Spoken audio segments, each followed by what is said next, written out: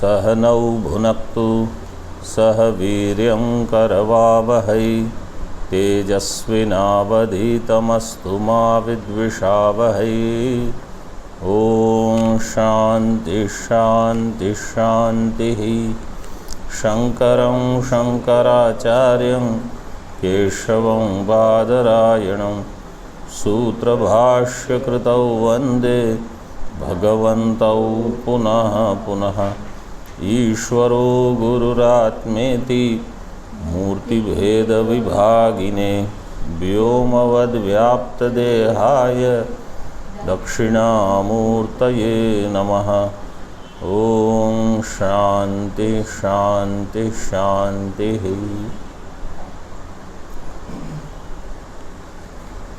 पृष्ठ 41 पर 15 नंबर टिप्पणी देखो। तत्कस्मादिति उभयोर वैदिकत्वाविशेषे सत्येवेवं फलविभेदः किं प्रयुक्त इति भावः। दोनों वैदिक हैं, श्रेय भी और प्रेय भी। तो श्रेय मार्ग का वर्ण करने वाले का सब साधु होता है और प्रेय का वर्ण करने वाला अर्थात ही यते ऐसा क्यों होता है। तत्कस्मात् इस पर यह टिप्पणी थी। कल हम देख रहे थे सिंहावलोकन विहंगावलोकन इत्यादि, उसके बाद ये है। आगे देखो भाष्य में, यतो दूरम दूरेण महता, ये मंत्र अभी नहीं हुआ ना, तो उसका उत्तर इस प्रश्न का कि अगर दोनों वैदिक मार्ग है तो एक का वर्ण करने वाले का साधु होता है और दूसरे का अर्थात हीयते, ऐसा क्यों। दूरमेते विपरीते विशुचि अविद्याया च विद्येति ज्ञाता विद्याभीप्सिनं नचिकेतसं मन्ये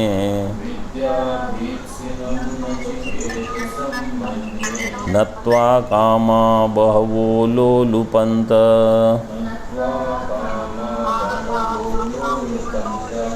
दूरमेते।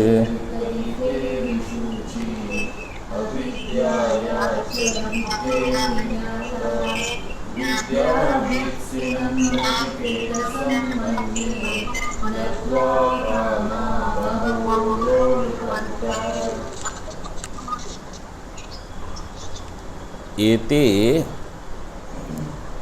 विशुचि दूरम एते, हाँ, एते विशुचि दूरम विपरीते।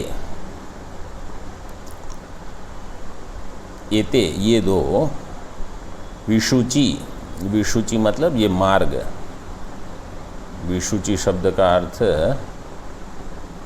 भाष्य में क्या है, नानागति, मतलब दो विरुद्ध गतियां हैं, भाष्य में आएगा वो। विशुचि छांदस प्रयोग है, विशुच्यौ होना चाहिए। विपरीते विशुचि, ये विपरीत है, मतलब एक दूसरे से विलक्षण है, भिन्न है। क्या है वो, अविद्या या च विद्या इति। एक का नाम है अविद्या, एक का नाम है विद्या। इति ज्ञाता, इस प्रकार से जानी जाती है।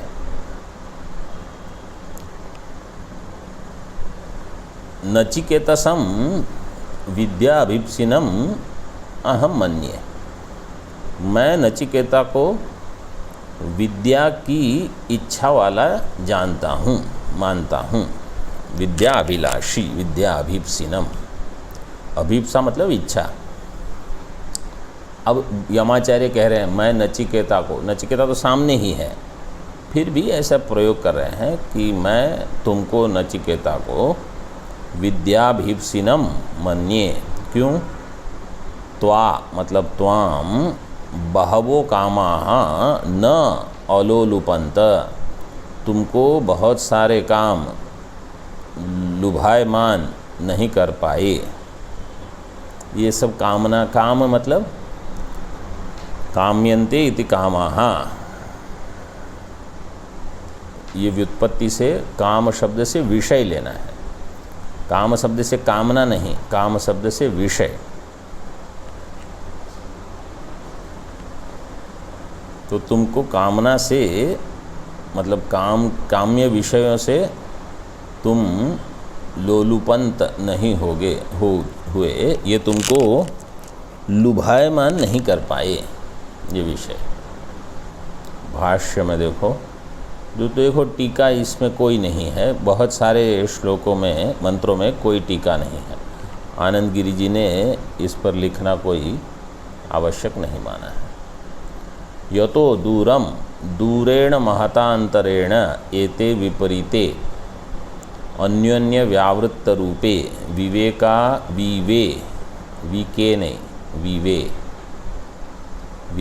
विवेकात्मकत्वात्।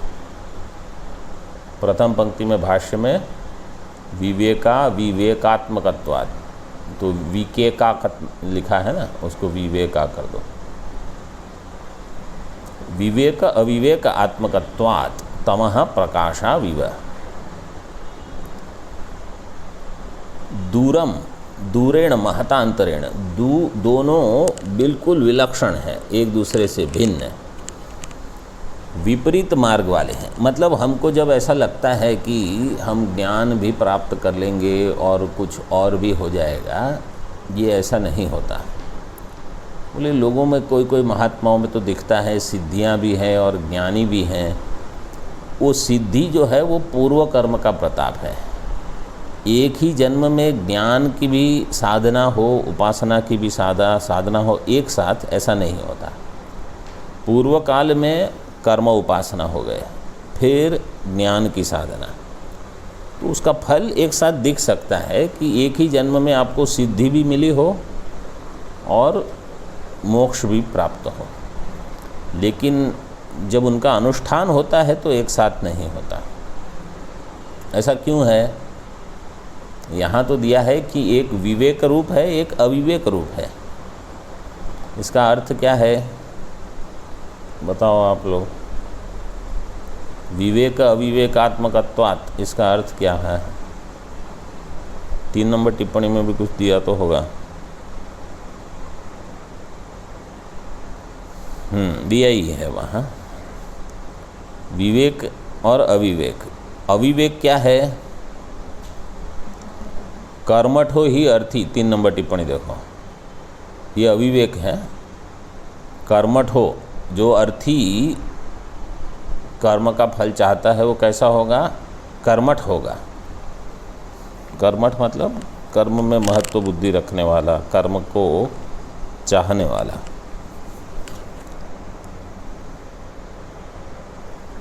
दक्षो द्विजोहम इति मिथ्या अभिमानवान, उसको मिथ्या अभिमान रहेगा क्या?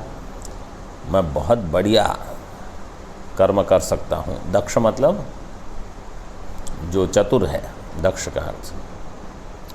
और द्विजोहम, मैं ब्राह्मण हूँ, ऐसा मिथ्या अभिमान वाला ये है अविवेकी।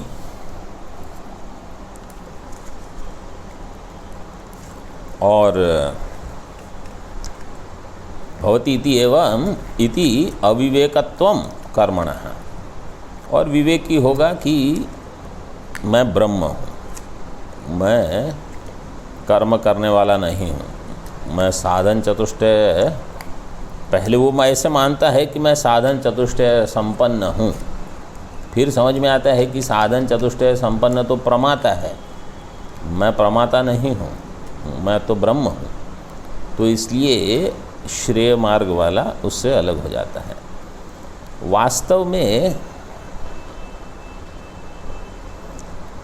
वास्तव में तो दोनों अविवेक से ही चलते हैं, क्योंकि जिसको ज्ञान चाहिए उसको भी तो द्वैत ही चाहिए, और जिसको कर्म करना है वो तो द्वैत में ही रहेगा। तो दोनों का आरंभ द्वैत में होगा, लेकिन पर्यवसान में एक का पर्यवसान होगा अद्वैत में।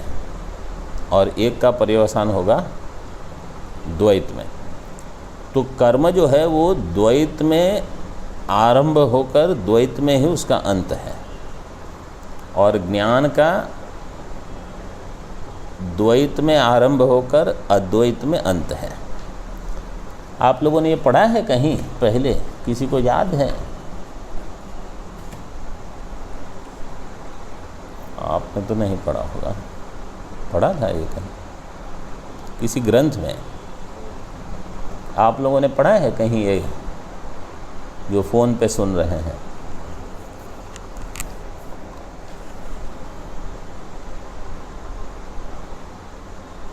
सुन रहे हैं कि नहीं? कोई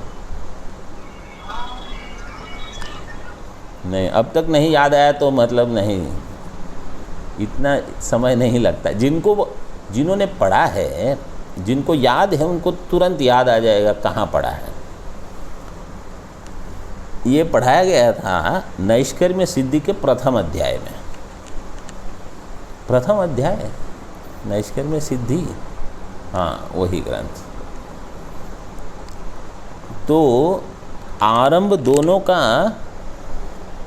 अज्ञान में है, द्वैत में है, लेकिन भेद क्या है कि जो अद्वैत में पर्यवसान देख सकता है उसको यहाँ विवेक कहा है।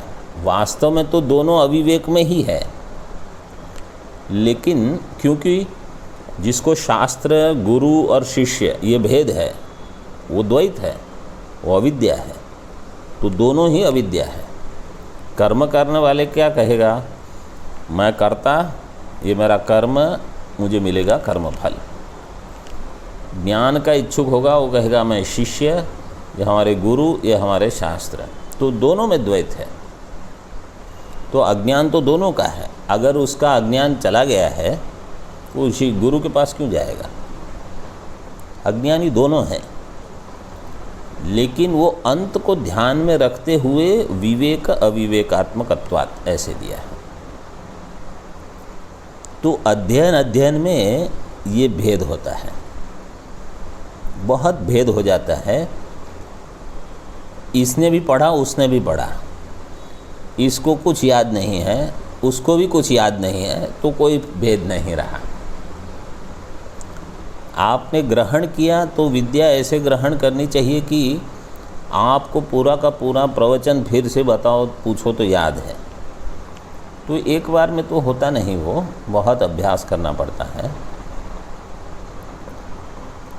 तमः प्रकाशाविव, तो इनमें दूर मतलब बहुत महतांतरेण, भाष्यकार ने लिखा, बहुत दूर से ये विपरीत है। मतलब जैसे तम और प्रकाश एक अधिकरण में नहीं रह सकते। दृष्टांत को समझ लो, एक अधिकरण में तम भी हो और प्रकाश भी हो, ऐसा नहीं हो सकता।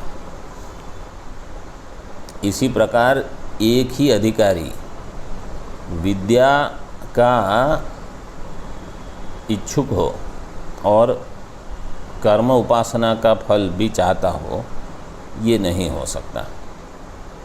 तो कहीं न कहीं आपको मार्ग बदलना पड़ेगा।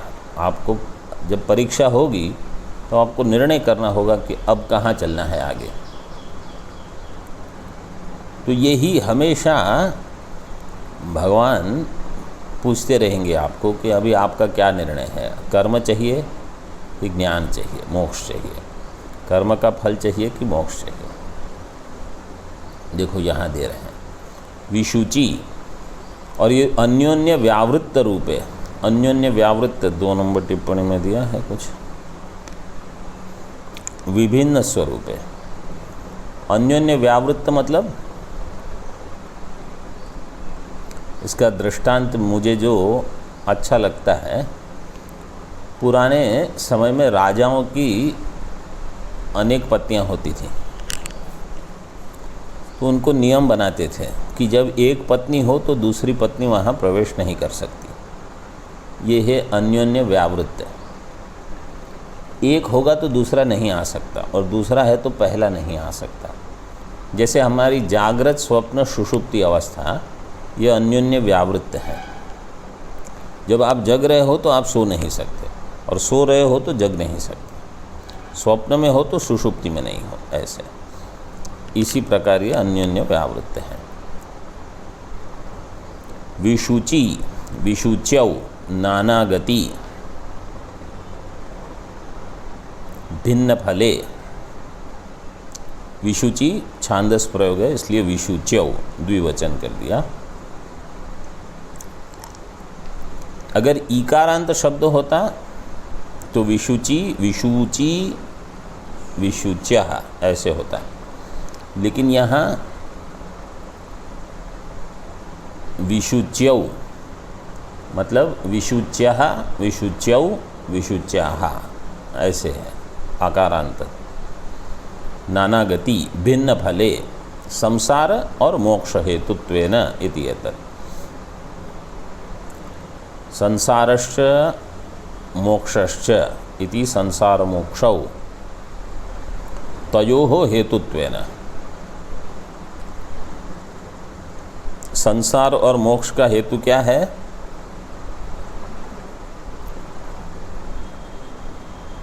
अविद्या और विद्या।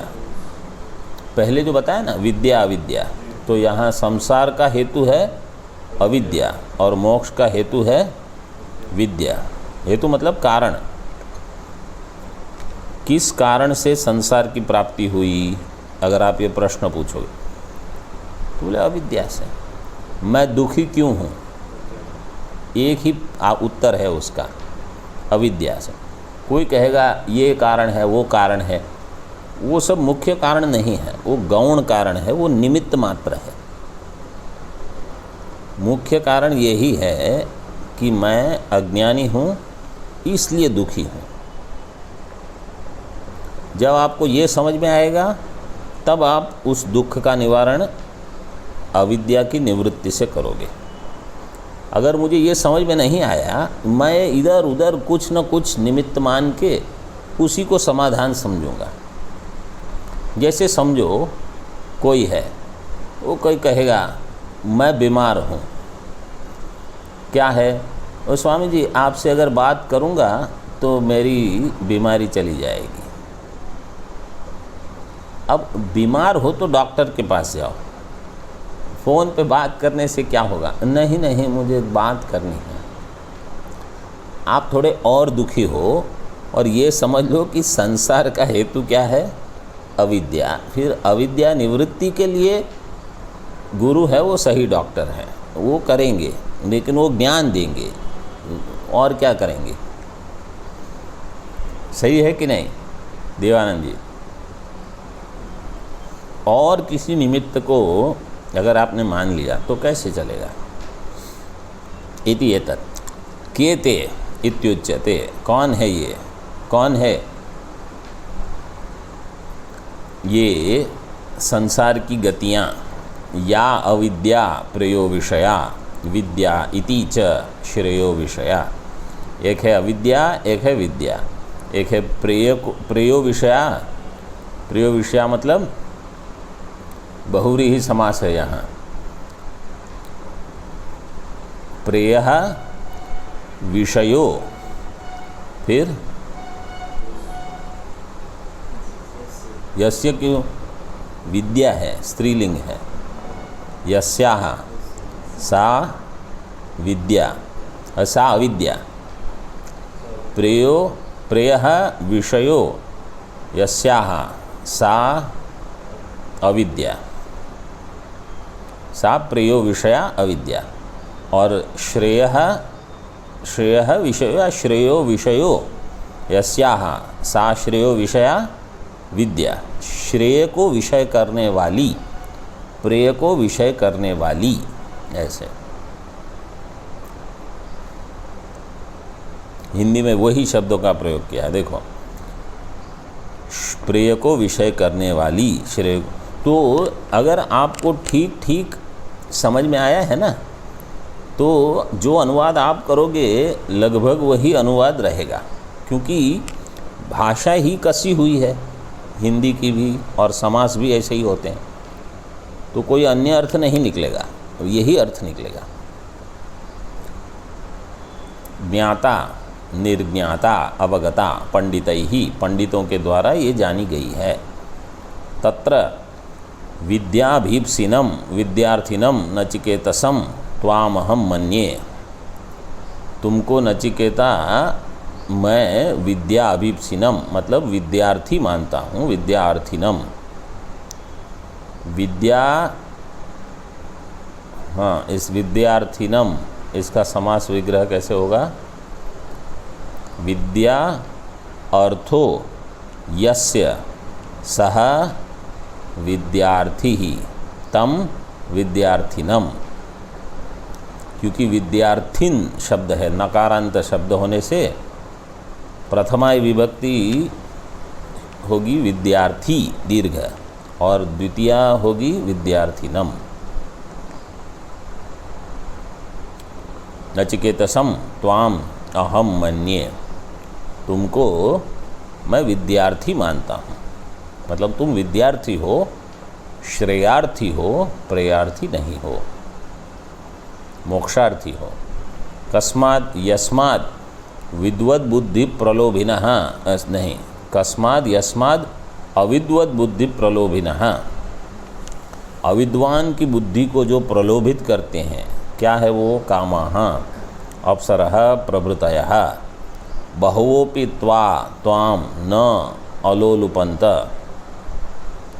ऐसे बहुत सारे कामना के जो विषय है अप्सरा से प्रारंभ करके बहवोपि बहुत सारे जो त्वाम न अलोलुपन्त, तुमको इन्होंने इस काम्य विषयों ने लुभायमान नहीं किया, न अलोलुपन्त।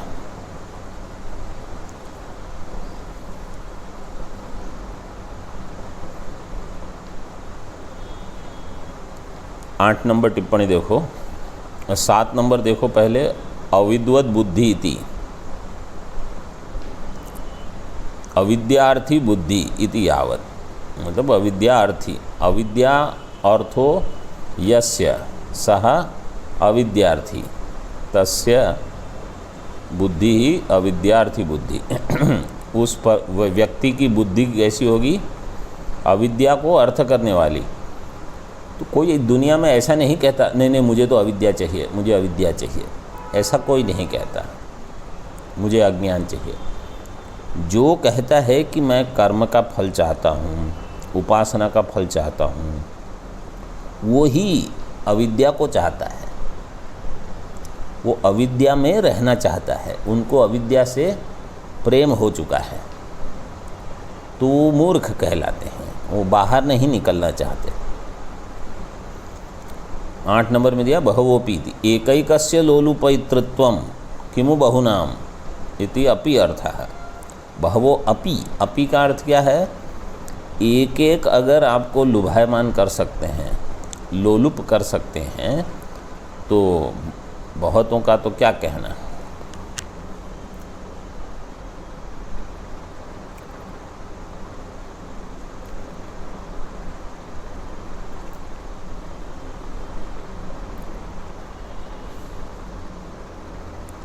न विच्छेदम कृतवन्तः श्रेयो मार्गात् आत्मोपभोगाभिवांछा संपादनेन।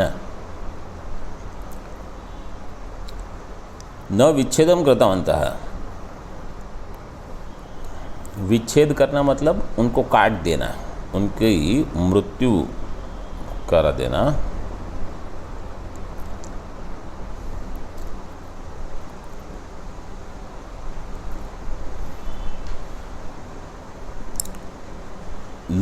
नृच्छेदनम, ये यहाँ कहा कि छांदस आत्मा ने प्रयोग जो हुआ है वो छांदस प्रयोग है।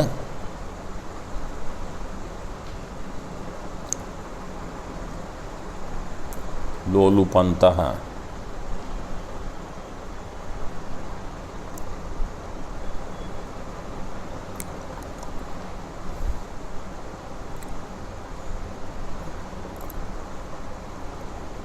न विच्छेदम कृतवन्तः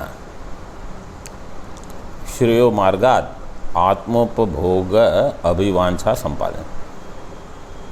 श्रेय मार्ग से तुमको हटा नहीं पाए। यहाँ लोलुप करने का अर्थ क्या है कि श्रेय मार्ग से तुम हटे नहीं।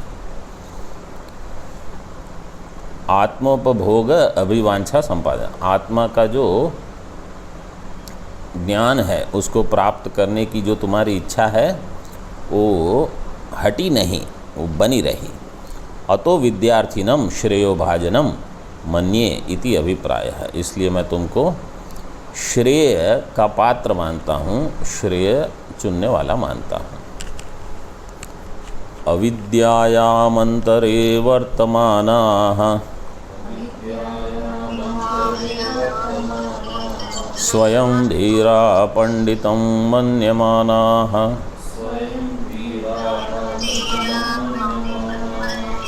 दन्द्रम्यमाणाः पर्यन्ति मूढा अन्धेनैव नीयमाना यथान्धाः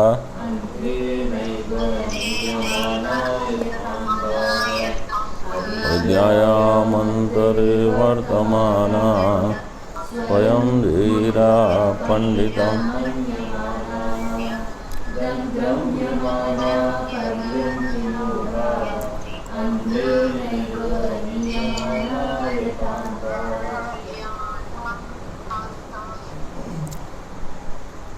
अविद्यायाम अंतरे, अंतरे मतलब मध्य, वर्तमाना, हाँ, अविद्या के बीच में जो अटके हुए हैं।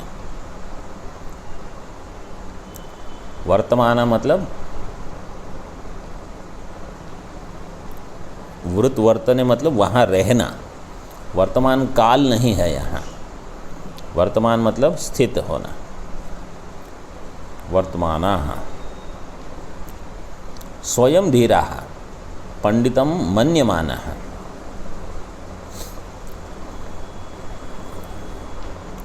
अपने आप को ये धीर मानते हैं, मतलब है नहीं। अपने आप को पंडित मानते हैं, मतलब है नहीं। स्वयं धीरा मतलब लगता है कि मैं तो बहुत अच्छा विवेकी हूँ, देखो मैंने बाकी सब छोड़ के स्वर्ग को चाहा, कितना विवेक किया। तो ये अविवेक है। ऐसा लगता है कि बहुत विवेक के बाद मैंने ब्रह्मलोक तो चलो हो सकता है कि आप विवेकी हो, क्योंकि ब्रह्मलोक से क्रम मुक्ति हो सकती है। बाकी सब में तो क्रम मुक्ति मतलब दूसरे लोक से तो वापस ही आना है, वहाँ क्रम मुक्ति नहीं होती। तो बहुत सारी उपासनाएं भी जो है वो मोक्ष की ओर नहीं ले जा सकती। थोड़ी उपासनाएं हैं जो क्रम मुक्ति से ब्रह्मलोक से फिर मोक्ष दिला सकती है। मतलब उपासना से आप ब्रह्मलोक जाओगे, फिर वहाँ ज्ञान मिलेगा तब मोक्ष होगा। ऐसे स्वयं धीरा पंडितम मन्यमाना, दन्द्रम्यमाणः, दन्द्रम्यमाणः ये कौन सा प्रयोग है? आपके कृदंत में आया? ये यंगंत प्रयोग है। इसमें दो प्रकार के प्रयोग होते हैं। एक है नित्य और एक है बार बार। भृशम यहाँ टिप्पणी में दिया होगा, क्या है टिप्पणी नंबर?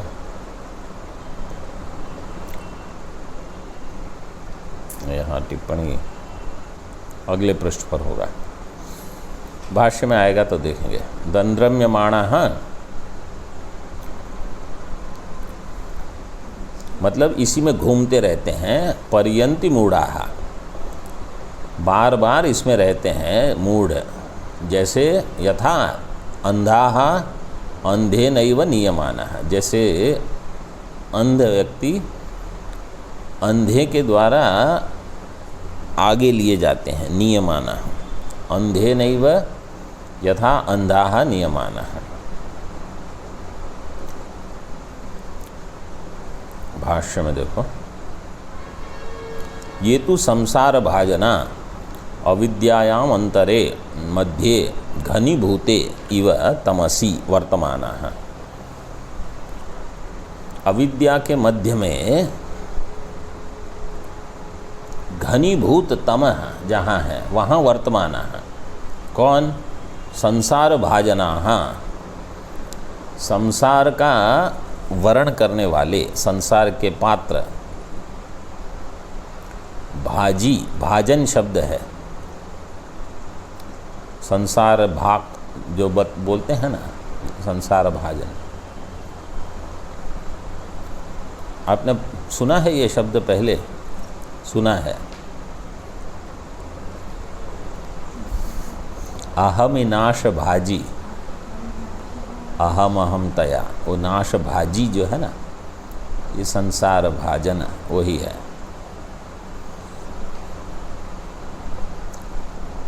संसार भाजना मतलब जो संसार के ही पात्र हैं उनको कहा गया है कि आप चिंता मत करो, बिल्कुल आपको संसार ही प्राप्त होगा। क्यों? आप अविद्या में हो। वेष्ट्यमाना है, वेष्ट्यमाना मतलब संसार, ये जो ऊपर का वस्त्र होता है ना, इसको वेष्टि बोलते हैं। उसको लपेट लिया अगर, इसी प्रकार किसी ने अविद्या को अपने आगे पीछे ऊपर नीचे रख दिया तो कहाँ रहेंगे वो? अविद्या में। जैसे आप गंगा जी में अगर प्रवेश करते हो तो आपके आगे पीछे क्या रहेगा? जल, गंगा जी, नीचे गंगा जी, और अगर एकदम अंदर चले गए, तैरना आता हो तो नहीं, मैं तो ब्रह्म हूँ। ब्रह्म भले हो, परमार्थ में हो, व्यवहार में तो आप व्यक्ति हो। पुत्र पशुआदि तृष्णा पाश शतैहि, पुत्र पशु इत्यादि की बहुत तृष्णाएँ रहती हैं। अब पुत्र पशु की लोगों की इतनी तृष्णा नहीं रहती। देखो समय बदलने से क्या क्या हो गया। लोग अभी कहते हैं पुत्र नहीं, पुत्र नहीं चाहिए, पुत्री भी नहीं चाहिए, पुत्र भी नहीं चाहिए। पशु बोले, पशु को क्या करेंगे? गाड़ी दे दो और दूसरी चीज़ें चाहिए बस। पुत्र पशु आदि। कोई अभी मिलने आया था थोड़े समय पहले, मतलब ब्राह्मण परिवार के, वेद के अनुष्ठान करने वाले, ऐसा परिवार। और मैंने कहा कि अभी उनका पुत्र जो है ब्राह्मण पुत्र, मुसलमान स्त्री से विवाह हुआ है उसका। और मैंने कहा अभी पौत्र की इच्छा? बोले बिल्कुल नहीं, हमको कोई इच्छा नहीं है। एक ज़माना था जब जो वेद की परंपरा पर चलने वाले होते थे उनको पुत्र की इच्छा रहती थी। क्यों? क्योंकि ये वेद पढ़ेगा, फिर हमारे लिए कर्मकांड करेगा, श्राद्ध तर्पण आदि करेगा। अब देखो ये कैसे ज़माना बदल रहा है। सही है, अच्छा ही है, पुत्र पशुआदि तृष्णा पाश चले गए उनके। शतैहि स्वयं वयम धीराहा, तो यहाँ कर्मकांड और उपासना का ज्ञान कांड, इनका विरोध दिखा रहे हैं। शतैहि, ऐसे शत मतलब 100 नहीं, सैकड़ों, अनेकों। स्वयं वयम धीराहा, प्रज्ञावंत है, हम तो धीर हैं, प्रज्ञा वाले हैं, पंडित हैं, पंडिताः। शास्त्र कुशलाश्च, अरे शास्त्र में भी बहुत कुशल हैं। इति मन्यमानः, ये मानने वाले। ते दंद्रम्यमाणः,